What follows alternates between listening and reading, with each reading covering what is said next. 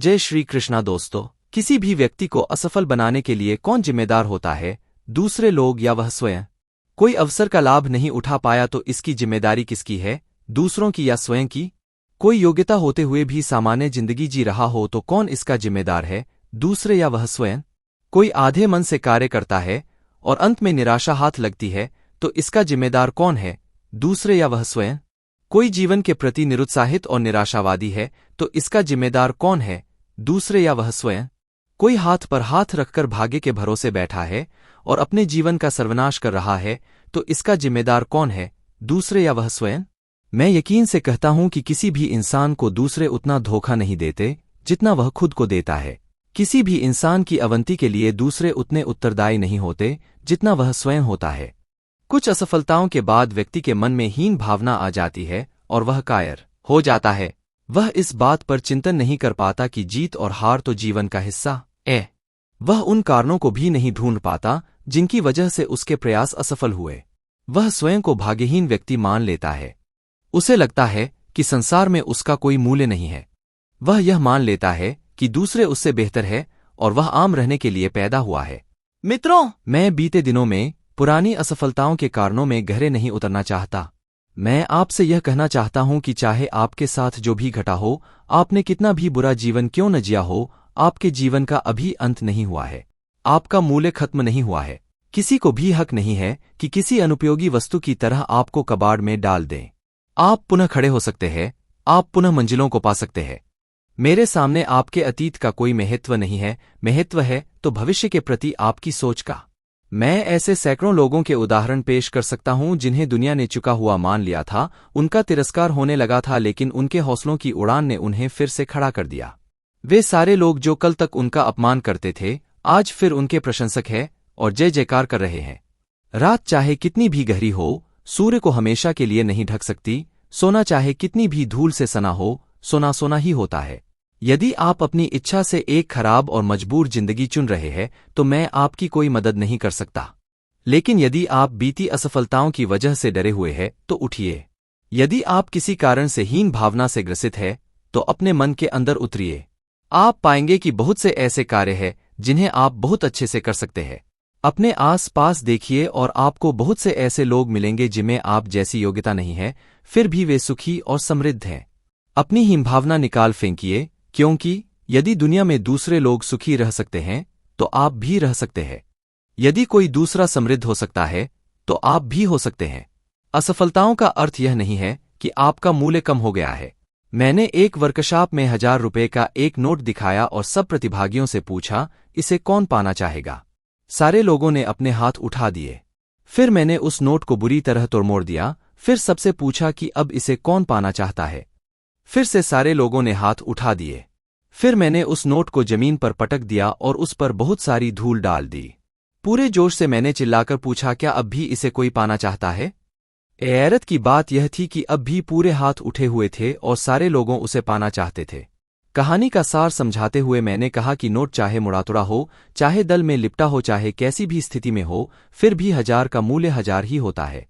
मित्रों, ठीक इसी तरह जिंदगी में आप कैसी भी परिस्थिति से गुजर रहे हो, कितनी भी ठोकरें खाई हो, आपका मूल्य कोई कम नहीं कर सकता बशर्ते आप अपना मूल्य सही आंकते हो। सिर्फ एक ज्वलंत प्रश्न है कि क्या आप सम्मान के साथ जीना चाहते हैं? यदि आप सम्मान के साथ जीना चाहते हैं तो अपने अतीत से खुद को मुक्त कीजिए, अपने बारे में श्रेष्ठ राय रखिए और पूरी ताकत से नई जिंदगी शुरू कीजिए। हर प्रकार के बहाने छोड़ दीजिए। जीत या हार जैसे बेमानी शब्दों को दिमाग से निकाल फेंकिए। सिर्फ इतना संकल्प लीजिए कि जो कुछ भी मैं कर सकता हूं पूरी ताकत और खून से करूंगा। और फिर आपको चिंता करने की कोई आवश्यकता नहीं है, क्योंकि परिणाम हमेशा आपकी उम्मीद से बेहतर होंगे। फिर परिस्थितियां खुद झुककर आपको सलाम करेगी, क्योंकि चढ़ते सूरज की आराधना सारा संसार करता है। हम हमेशा इस बारे में सोचते हैं कि हमारे पास क्या नहीं है। हम इस बारे में बहुत कम सोचते हैं कि हमारे पास कितना कुछ है।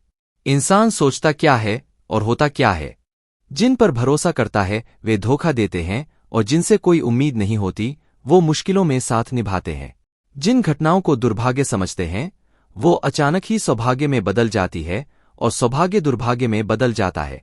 ऐसे उदाहरण हम सब के जीवन में कई बार आते हैं और जब हम पीछे पलटकर देखते हैं तो समझ में नहीं आता उन घटनाओं को वरदान कहें या अभिशाप। यह मुंबई में मेरे परिचित के साथ घटी सच्ची घटना है। उन्हें एक मीटिंग में जाना था और वे लोकल ट्रेन पकड़ने स्टेशन पहुंचे। ट्रेन में चढ़ते हुए भारी भीड़ की वजह से उनका चश्मा प्लेटफार्म पर गिर गया। वो जैसे ही चश्मा लेने उतरे, धक्कामुक्की करती भीड़ ने उनको पीछे छोड़ दिया और ट्रेन चल पड़ी। उन्होंने ट्रेन में चढ़ने की कोशिश की परंतु असफल रहे। खुद पर वे बेहद झुंझला उठे क्योंकि अगली ट्रेन आने में अभी देर थी। इतनी मेहनत से उन्होंने एक क्लाइंट से मुलाकात का समय लिया था, वह व्यर्थ चला गया। वो दिन को कोसने लगे। कुछ देर बाद ही उन्हें पता चला कि जिस ट्रेन में वो चढ़ने की कोशिश कर रहे थे उसमें बम विस्फोट हो गया और बहुत लोगों की जान चली गई। सुनते ही वो स्तब्ध रह गए। कुछ देर पहले तक वो उत्तेजित होकर झुंझला रहे थे और अब वो इतने सदमे में थे कि होठों से शब्द नहीं फूट रहे थे। उस दिन को वो नई जिंदगी की शुरुआत मानते हैं। ट्रेन लूटने को वरदान मान या अभिशाप। विश्व के महान वक्ता डेल कार्नेगी फुटबॉल के खिलाड़ी बनना चाहते थे। उनकी कम ऊंचाई की वजह से उन्हें अच्छे मौके नहीं मिले और उन्होंने फुटबॉल के बारे में सोचना छोड़ दिया। वे हमेशा भगवान के सामने अपनी ऊंचाई को लेकर शिकायत करते थे। वे ऊंचाई को अभिशाप मानते थे क्योंकि उन्हें फुटबॉल खेलना छोड़ना पड़ा, लेकिन बाद में उनकी ख्याति विश्व के सर्वाधिक लोकप्रिय वक्ता और लेखक के रूप में फैली। फुटबॉल न खोल पाने को वरदान मान या अभिशाप। एक राजा अपने मंत्री के साथ शिकार खेलने पहुंचे। अचानक किसी नुकीली झाड़ी से उनकी उंगली कट गई। उनके मंत्री ने उनसे कहा, महाराज, जरूर इसमें भगवान की कोई मर्जी होगी। मंत्री की बात पर राजा नाराज हो गए और उन्होंने अंगरक्षकों से कहा, मंत्री को कारागार में डाल दो। यदि इस उंगली कटने में कोई खास बात हुई तो मंत्री को उसके वजन के बराबर सोने से तौलकर मुक्त कर देना और यदि कोई खास बात न हुई तो कारागार में सड़ने देना। अगले दिन महाराज शिकार खेलते हुए रास्ता भटक गए और एक कबीले में पहुंच गए। कबीले में बलि चढ़ाने की तैयारी चल रही थी। कबीले वाले नए आदमी को देखकर खुश हो गए और उन्होंने राजा की बलि चढ़ाने का निर्णय ले लिया। वो राजा को बलि चढ़ाने के लिए ले जा रहे थे। इतने में एक व्यक्ति की नजर राजा की कटी हुई उंगली पर पड़ी। वह जोर से चिल्ला उठा, इस व्यक्ति का अंग भंग है, देवी माँ इस बलि से नाराज हो जाएंगी। उस कटी हुई उंगली के कारण राजा को मुक्त कर दिया गया। उंगली कटन को वरदान कहा जाए या अभिशाप। मित्रों, कई बार जीवन में ऐसी घटनाएं घटती है जिनको लेकर हम जीवन भर रोते रहते हैं। ऐसा समझते हैं कि मानो सब कुछ खत्म हो गया। कभी लगता है कि ईश्वर हमारे साथ ही ऐसा क्यों करते हैं, आखिर क्यों बार बार बाधाएं आती है। एक पुरानी कहावत आपने सुनी होगी, जो होता है अच्छे के लिए होता है। इस कहावत पर यकीन करना शुरू कीजिए। पूरी मेहनत करने के बाद भी अच्छे परिणाम न मिले तो कारणों पर गंभीरता से विचार कीजिए और हल ढूंढिए, लेकिन अपने आप को खत्म मत मानिए, क्योंकि हो सकता है कि ऊपर वाला आपको कुछ बेहतर देना चाहता हो। आपके हाथ में सिर्फ एक सूत्र है, डटकर सही दिशा में काम करना। कर्म करते जाइए, फल स्वयं ही चला आएगा। हर वो मुश्किल जो आज आपको परेशान कर रही है, कल आपके लिए सफलता का नया द्वार खोल सकती है। क्या घटा, क्यों घटा, मेरे साथ ही क्यों घटा, ऐसा होता तो बेहतर था, वैसा होता तो ज्यादा अच्छा था, आखिर मैं ही क्यों, कोई और क्यों नहीं, जैसी तमाम लाइनें भूल जाइए, क्योंकि आज का अभिशाप कल एक वरदान हो सकता है और आज का वरदान कल एक अभिशाप हो सकता है। जब दाऊद इब्राहिम मुंबई में था तो उसके दूर दराज के रिश्तेदार भी अपने आप को दाऊद का करीबी बताकर सीना ठोंकते थे। दाऊद का होना उनके लिए एक वरदान था, क्योंकि सारी मुंबई में दाऊद का खौफ था और इस खौफ की वजह से उनके कोई काम नहीं रुकते थे। मुंबई बम विस्फोट के बाद दाऊद की सारी संपत्ति पुलिस ने सील कर दी, सारे रिश्तेदारों को दबोचकर जेल में बंद कर दिया। दाऊद से रिश्तेदारी और परिचय होना उनके लिए अब एक अभिशाप हो चुका था। कहने का अर्थ है कि जीवन में जिन बातों को हम दुर्भाग्य मानते हैं वे भविष्य का सौभाग्य हो सकती है, इसलिए उस ऊपर वाले की रजा में विश्वास कीजिए। अपना 100% झोंक दीजिए, जो भी काम कर रहे हों पूरे मन से कीजिए। आप कैसे लोगों के साथ हैं, यह जीवन की ऊंचाई निर्धारित करने में बेहद महत्व रखता है। इंसान अपने माता पिता, भाई बहन आदि को नहीं चुन सकता, परंतु जीवन में कैसे मित्रों के साथ रहना है, इसका चुनाव इंसान के हाथ में रहता है। कुछ लोग कहते हैं कि यदि आपके अंदर शक्ति है तो दूसरे गलत लोग आपको प्रभावित नहीं कर सकते। यदि आप सही रास्ते पर हैं तो दूसरे आपको गलत रास्ते पर नहीं ले जा सकते। मुझे यह जरा किताबी बात लगती है, क्योंकि मेरा मानना है कि इंसान जैसे लोगों के साथ रहता है उसके अंदर वैसे ही गुण पैदा होते हैं। वह धीरे धीरे उस आचरण को ग्रहण करता है। कुछ लोग दृढ़ होते हैं, वे अपने आप को खराब साथियों के साथ भी श्रेष्ठ बनाए रखते हैं, लेकिन फिर भी उन्हें खराब साथियों के साथ रहने का परिणाम भुगतना पड़ता है। यदि आपके साथी चोर है तो भले ही आप उनके साथ चोरी में शामिल न हो, लेकिन अवसर आने पर आप पर भी शक किया जाएगा। यदि आपके साथी निराशावादी है तो धीरे धीरे आप भी निराशावादी हो जाएंगे। यदि आपके साथी समाज में सम्मानित नहीं है और उनके आचरण को संदेह की दृष्टि से देखा जाता है तो उनके साथ रहने से आपको भी बहुत से लोग संदेह की नज़र से देखेंगे। आप दुनिया में हर व्यक्ति को जाकर यह सफाई नहीं दे पाएंगे कि आप सिर्फ उन लोगों के साथ रहते हैं, उनके कारनामों का हिस्सा नहीं है। यदि आपको दिल्ली जाना है तो कलकत्ता जाने वाले साथियों के साथ आप दिल्ली नहीं पहुंच सकते। उसके लिए आपको दिल्ली जाने वाली गाड़ी में दिल्ली जाने वाले साथियों के साथ चढ़ना होगा। ठीक उसी तरह आप जिन मंजिलों को पाना चाहते हैं, जिन सपनों को साकार करना चाहते हैं, उसी दिशा में जाने वाले लोगों का साथ चुनना होगा, उन्हीं का अनुसरण करना होगा। इन साथियों का पूरी तरह साथ छोड़ दीजिए जो दूसरों से धोखा करते हैं और आपसे वफादारी के वादे करते हैं, जो दूसरों के बारे में गलत अफवाहें फैलाते हैं और पीठ पीछे गलत बातें बोलते हैं, जो समाज विरोधी या असामाजिक कार्यों में लिप्त है, जिन पर जब कानून की मार पड़ेगी तो वे कहीं के नहीं रहेंगे, जो अपने माता पिता का तिरस्कार और अनादर करते हैं, जो जिंदगी के बारे में हमेशा निराशावादी बात करते हैं, पूरी तरह नकारात्मक है और हर कार्य के पहले भय पैदा करते हैं, जो अपने गलत कार्यों में आपको भी भागीदार बनाना चाहते हैं, जो आपकी गलत बातों का कभी विरोध नहीं करते, जिनके लिए धन ही प्राथमिकता है, मानवता और संबंध कोई मायने नहीं रखते। ऐसे लोग किसी भी प्रकार का संबंध रखने लायक नहीं होते। यदि आप संत हैं तो ऐसे लोगों को बदलने का प्रयास कर सकते हैं, परंतु यदि आप सामाजिक प्राणी हैं तो ऐसे लोगों से दूरी बनाना ही बेहतर होगा। इनके साथ सीमित संपर्क, सीमित साथ रखिए। जिन लोगों में ऊपर लिखी बुराइयां है परंतु वो ऐसे लोग हैं जिनका साथ आप पूरी तरह नहीं छोड़ सकते तो उनसे सीमित संपर्क रखिए, अर्थात सिर्फ काम से काम रखिए। व्यापार में, ऑफिस में, संस्थाओं में, परिवार में ऐसे बहुत से लोग होते हैं जिनसे संपर्क रखकर आपको कभी कुछ अच्छा हासिल नहीं होगा, परंतु फिर भी उनसे संपर्क रखना आपकी मजबूरी है। ऐसी स्थिति में इन लोगों के साथ पूर्णतः कार्यमूलक संबंध रखिए और बाकी समय में दूरी रखिए। मेरे एक मित्र के अंकल अति नकारात्मक व्यक्ति है। उनके साथ थोड़ी देर बैठते ही आपको सारे संसार की निराशा घेर लेगी। मेरा मित्र सिर्फ उनसे होली, दिवाली जैसे त्योहारों पर मिलता है और दुआसलाम करके किनारा कर लेता है। उसका कहना है कि यदि मैं अपने अंकल के साथ 1 घंटे बैठ जाऊं तो मेरी 1 हफ्ते की मानसिक बैटरी डिस्चार्ज हो जाती है। सार यह है कि यदि आपके परिवार में भी ऐसे लोग हैं जो आपको पीछे खींचते हैं तो उनसे भी विवेकपूर्ण दूरी रखिए। जीतना हो तो इनका साथ चुनिए। यदि आप जीवन में कुछ पाना चाहते हैं तो आपको ऐसे लोगों का साथ चुनना होगा जिन्होंने जीवन में कुछ पाया हो। आपको अपने इच्छित क्षेत्र के सफल लोगों का सानिध्य पाना होगा जिससे आप सफलता के सारे मंत्र सीख सके। ऐसे लोग जो आपको बता सके कि कौन से रास्तों पर चलकर उन्होंने सफलता पाई है। ऐसे लोग जो आपको बाधाएं आने पर हौसला दे सकें और उन बाधाओं को हटाने के रास्ते बताएं। ऐसे लोग जो यह मानते हैं कि यह दुनिया एक शानदार दुनिया है और यहां प्यार करने वाले लोग हैं। प्रश्न यह उठता है कि ऐसे लोग कहाँ मिलेंगे? हो सकता है कि ऐसे लोग आपके परिचय क्षेत्र में ना हो, फिर आप क्या करेंगे? मित्रों, एक महत्वपूर्ण बात मैं आपसे कहना चाहता हूं कि यदि आप घर पर बैठकर सोचेंगे कि एक न एक दिन परिचय हो जाएगा तो ऐसा कभी न होगा। कोई सफल व्यक्ति आपके पास आकर नहीं कहेगा कि मैं तुम्हारा साथ चाहता हूं। आप खुद मेहनत करके ऐसे लोगों से खुद को जोड़ लीजिए। यदि आपको मालूम है कि आपका लक्ष्य क्या है और आप कहां पहुंचना चाहते हैं तो आपको शिखर पर बैठे लोगों की भी जानकारी रखनी होगी। हिम्मत करें और सीधा जाकर उस व्यक्ति से कहें, मैं आपका मार्गदर्शन चाहता हूं, मैं आपका फैन हूं और आपके जैसा बनना चाहता हूं। यदि वह व्यक्ति आपकी बातों में सच्चाई देखेगा और आपका समर्पण देखेगा तो वह अवश्य आपकी मदद करेगा। यदि आप किसी हम उम्र प्रतिभावान व्यक्ति से मित्रता करना चाहते हैं तो उपयुक्त अवसर का इंतजार मत कीजिए, अवसर का निर्माण कर लीजिए। खुद ही जाकर दोस्ती का हाथ बढ़ा दीजिए। हजारों में कोई एक व्यक्ति ही दोस्ती के लिए बढ़े हुए हाथ को ठुकराता है। सार यह है कि जैसा आप बनना चाहते हैं वैसे लोगों से संपर्क बढ़ाइए। किसी की ओर दोस्ती का हाथ बढ़ाना, किसी से मार्गदर्शन का अनुरोध करना, किसी से समस्या का समाधान मांगना शमी दगी की बात नहीं हो, बल्कि यह काम तो सिर्फ साहसी व्यक्ति कर सकता है।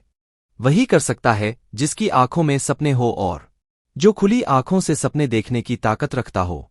मेरे पास बहुत से लोग आते हैं जो किताब लिखना चाहते हैं या प्रेरक बनना चाहते हैं। आने वालों के व्यक्तित्व और बातों से आभास हो जाता है कि वह गंभीर है या नहीं। यदि वह गंभीर है तो मैं उसे अवश्य समय देता हूं। यदि मैं उस समय व्यस्त हूं तो बाद का अपॉइंटमेंट दे देता हूं, परंतु किसी का तिरस्कार नहीं करता। हाँ, यदि मुझे यह लगता है कि सामने वाला मेरा वक्त बर्बाद कर रहा है और वह अपने लक्ष्य के प्रति गंभीर नहीं है, तो फिर मैं उन्हें अलविदा कर देता हूं। गंभीर होकर अपने संपर्कों और साथियों की लिस्ट बनाइए। जो साथ छोड़ने के योग्य हैं, दृढ़ निर्णय लीजिए और उनसे दूरी बना लीजिए। जो साथ छोड़ने के योग्य है परंतु उनके साथ रहना आपकी मजबूरी है, उनके साथ काम से काम रखिए।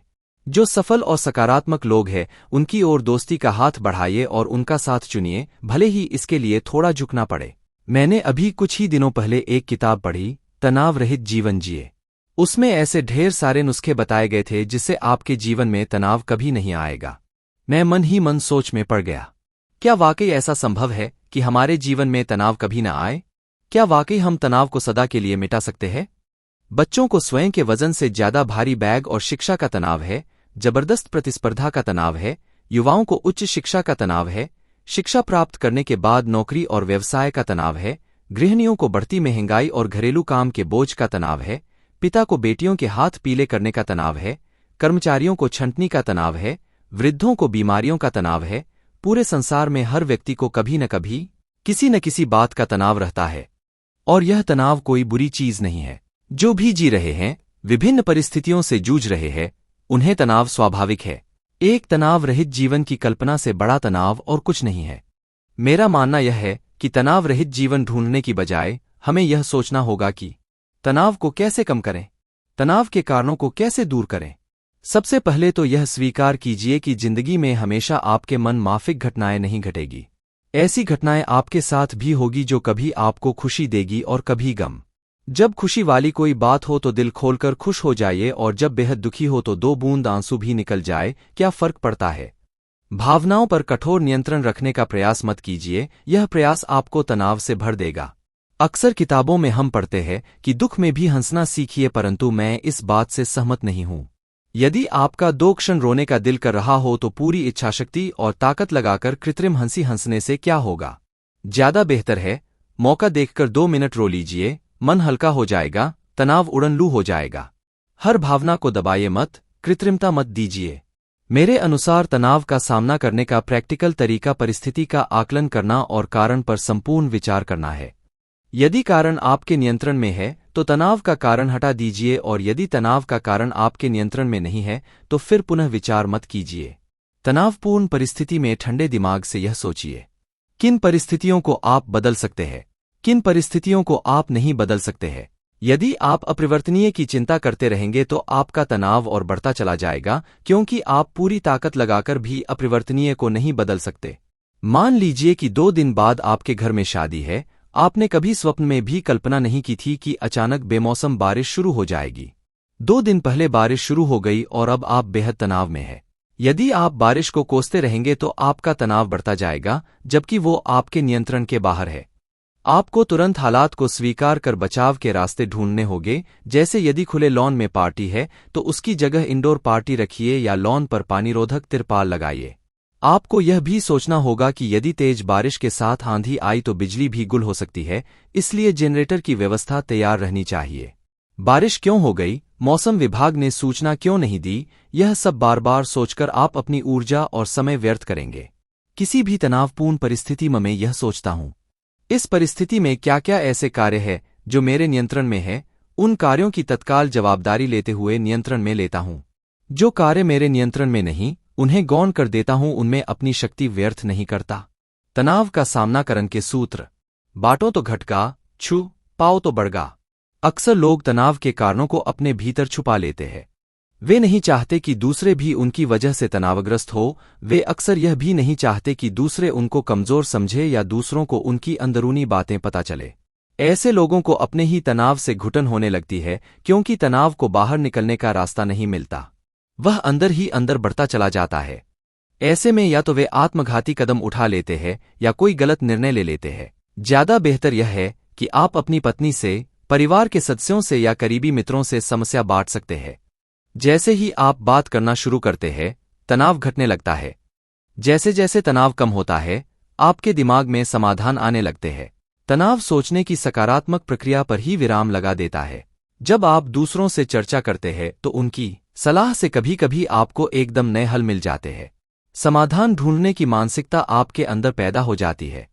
ऐसे कई तथ्य जो अनजाने में आपने नजरअंदाज कर दिए वो आपके सामने आ जाते हैं। मैं डॉक्टर हूं और आपको मेडिकल क्षेत्र की एक बात बताता हूं। मरीज को शरीर के किसी हिस्से में इन्फेक्शन हो जाने से मवाद बन जाता है, असहनीय दर्द होना शुरू हो जाता है, सूजन आ जाती है, वह सूजन बढ़ती चली जाती है और साथ ही दर्द भी। ऐसे में दवाइयां असर नहीं करती। ऐसे में चिकित्सक उस सूजन में छोटा सा चीरा लगाते हैं।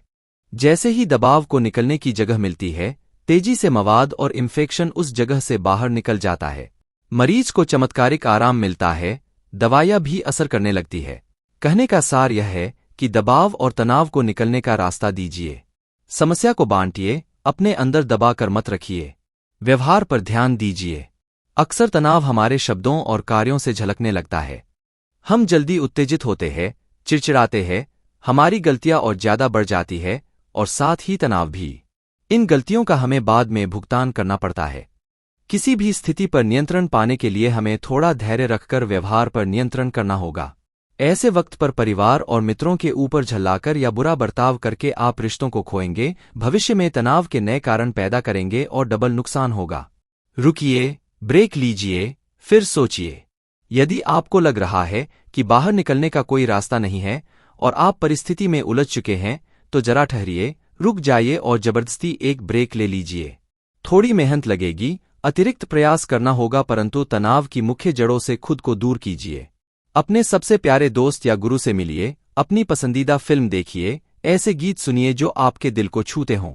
थोड़ा थ्योरिटिकल है, परंतु जांचा परखा तरीका है। उसके बाद पुनः तनाव के कारणों पर सोचिए, उन दिशाओं में सोचिए जिन पर आपका ध्यान नहीं गया। विस्तार से सोचिए, पूर्वाग्रहों से अलग हटकर सोचिए। अपने आप को दूसरे की जगह पर ले जाकर सोचिए, तटस्थ होकर सोचिए। मुझे यकीन है आपको रास्ता जरूर मिलेगा। प्रार्थना और ध्यान। मैंने देखा है कि बड़े बड़े नास्तिक भी जब मुसीबत में घिर जाते हैं तो भगवान को याद करने लगते हैं। जब हम ध्यान करते हैं, प्रार्थना करते हैं, तो ईश्वर के साथ हम अपनी अंतरात्मा से भी जुड़ते हैं। अजीब सा सुकून और शांति मन में व्याप्त हो जाती है। प्रार्थनाएं सच होती है, मैं इसमें यकीन करता हूं। आपने भी जीवन में ईश्वर के अद्भुत चमत्कारों को महसूस किया होगा। सच तो यह है कि ये चमत्कार तर्कों की पहुंच से बाहर है। मैं जब भी ईश्वर की शरण में जाता हूं, अपने बड़े से बड़े दुख और छोटी से छोटी खुशी ईश्वर से बांट लेता हूं। मैं हर बार महसूस करता हूं कि वो धीरे से मेरे कानों में कहते हैं, चिंता मत करो, मैं तुम्हारे साथ हूं। ईश्वर में विश्वास रखिए, आस्था रखिए और काम करना जारी रखिए। ध्यान और योग भी तनावों में अमृत सा कार्य करते हैं। हम भारतीय बेहद भाग्यशाली है क्योंकि हमारी पूरी संस्कृति आध्यात्म और ध्यान पर आधारित है। ऋषि मुनि और वेदों ने हमें इन विधाओं में विशेष योग्यता दी है। ओशो, श्री श्री रविशंकर से लेकर दीपक चोपड़ा और महेश योगी ने विश्व स्तर पर अध्यात्म का झंडा गाड़ा है। ध्यान और योग की किताबें पढ़िए, उनसे जीवन जीने की शैली का विकास कीजिए। बाह्य नियंत्रण। यदि आप खुद पर नियंत्रण रखने के प्रयास में कुछ हद तक सफल हो गए हैं, तो अब आपको उन परिस्थितियों पर नियंत्रण करने की कमान हाथ में लेनी होगी। आप केवल उन बातों पर ध्यान केंद्रित करें जिनमें किसी भी किस्म का बदलाव आपके द्वारा संभव हो। किसी विचारक ने कहा है कि ईश्वर चुनता है हम कैसी परिस्थितियों से गुजरेंगे, हम चुनते हैं हम उन परिस्थितियों से कैसे गुजरेंगे। प्रयासों में कमी न करें।